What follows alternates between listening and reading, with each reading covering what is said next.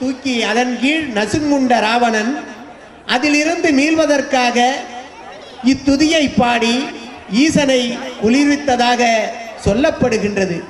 இத்துதியை பாடிய பின்னர்தான் சந்திரகாசம் என்னும் புகழ்பெற்ற வாளை அவனுக்கு சிவன் வழங்கினார். சங்க இலக்கியத்தின்படி பஞ்சசாமர சண்டம் என்னும் 16 வரிகள் கொண்ட பாடலாக இது அமைந்துள்ளது. சிவதாண்டவ சோத்திரத்தின் இறுதி சுலோகத்தில் வருகின்ற எப்போதும் நான் மகிழ்வோடு இருப்பேன், எப்போதும் நான் மகிழ்வோடு இருப்பேன் என்ற ஏக்கமிகுந்த வினா இந்நாளைய பக்தர்களுக்கும் நமக்கும் பொருந்துவதாக அமைகின்றது.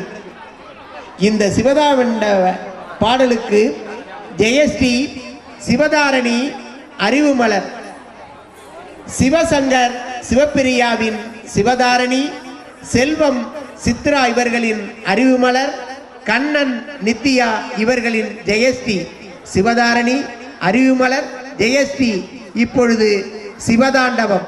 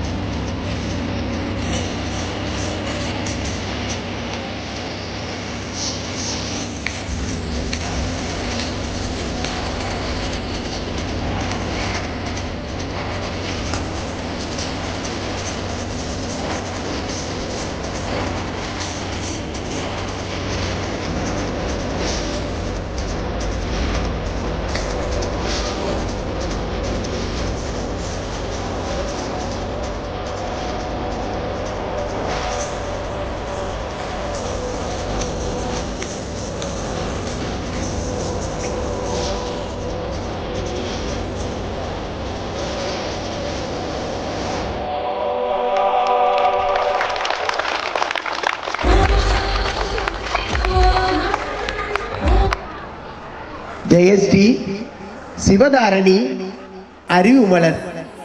அறிவுமலர், சிவதாரணி, ஜெயஸ்ரீயின் சிவதாண்டத்தை தொடர்ந்து